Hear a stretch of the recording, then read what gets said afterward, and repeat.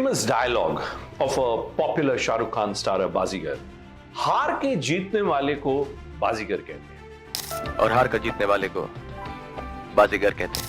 If you really look at images which are now coming from parliament, and if you look at the general sense of political optics, you wouldn't be blamed, you wouldn't be faulted for thinking that Rahul Gandhi is now the undisputed leader of the India alliance, and that Rahul Gandhi has scored a spectacular victory in 2024 elections. Obviously, that's not the case, and that's why the symbolism of that Bollywood dialogue delivered by Shah Rukh Khan becomes so very important. हार के जीतने वाले को बाजीगर कहते हैं. तो क्या राहुल गांधी हमारी राजनीति के बाजीगर हैं?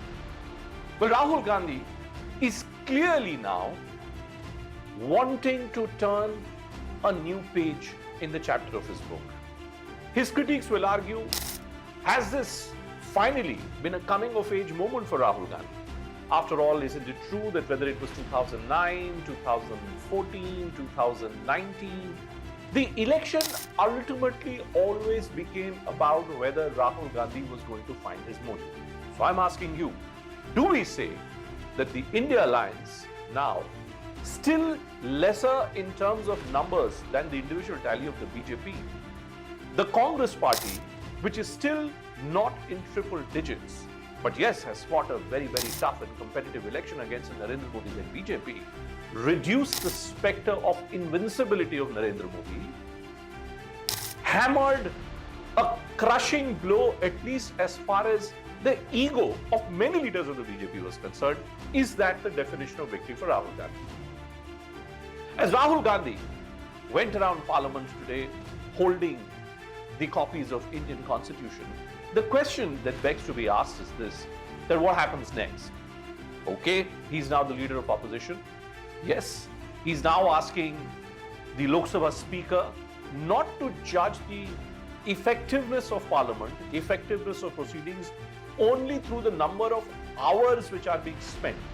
Rahul Gandhi now wants to know whether the Lok Sabha Speaker will be in a position in which he can give more time to those who are sitting on the opposition benches. This House represents the voice of India's people. And you, Speaker Sir, are the final arbiter of that voice. Of course, the government has political power, but the opposition also represents the voice of India's people. And this time, the opposition represents significantly more voice of the Indian people than it did last time. And are the aspirations of India genuinely only resting with members of the opposition? Wasn't Parliament a 543-member exercise where people on the Treasury benches and people on the opposition benches had to find a way of coming together? Has this way now been achieved because the opposition has more voice? That's something which we'll have to wait and watch out for. But let's come back to Rahul Gandhi for a moment. At the peak of the heat and dust of elections 2024, on squirrels.in, we had put out a story where we had compared Rahul Gandhi to Dilip Kumar. What's the relationship between Rahul Gandhi and Dilip Kumar? And we were comparing him to the ultimate tragedy king of Indian politics, always so near yet so far. And we looked at instances, whether it was the 2017 Gujarat Assembly election, where the Congress party under Rahul Gandhi, when he first identified his Janevu, became a very, very aggressive political party against the BJP. Or it was 2009, when again, under his leadership, in the Lok Sabha elections, the Congress party had 21 Lok Sabha seats to boot against its numbers. In 2024, has Rahul Gandhi now successfully moved from being the tragedy king of Indian politics to someone who can actually end up being the big victor? The pictures we saw in Parliament with Rahul walking up to the Prime Minister, congratulating the Lok Sabha Speaker. Congratulate you for your successful election, for the second time that you have been elected. I'd like to congratulate you on behalf of the entire opposition, on behalf of the India alliance.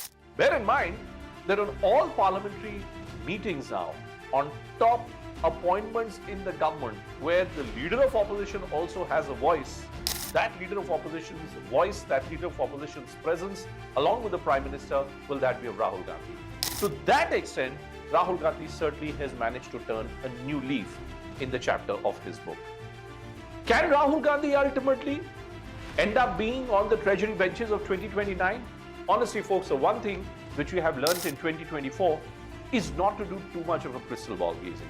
There was 2022 UP Assembly elections when the BJP managed to ward off a big challenge by a combination of the BSP and SP.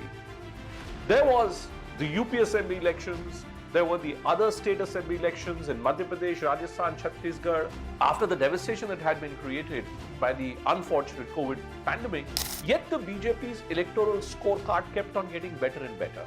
But come 2024, whether it was Varanasi, whether it was many other constituencies in UP, it was the state of Maharashtra, we got a very clear picture in a manner that no exit pollster worth his salt had predicted. Rahul Gandhi getting the better of exit polls, Rahul Gandhi getting the better clearly of a media disposition which was against him, and Rahul Gandhi managing to completely defeat the great sense of cynicism, the great sense of negativity which was created by his critiques. 2024 will be remembered more for victory which has been achieved by Rahul Gandhi more in terms of optics. And that's why, once again a reminder, हार के जीतने वाले को बाजीगर कहते हैं. Rahul Gandhi clearly on the road to being that Baazigar today.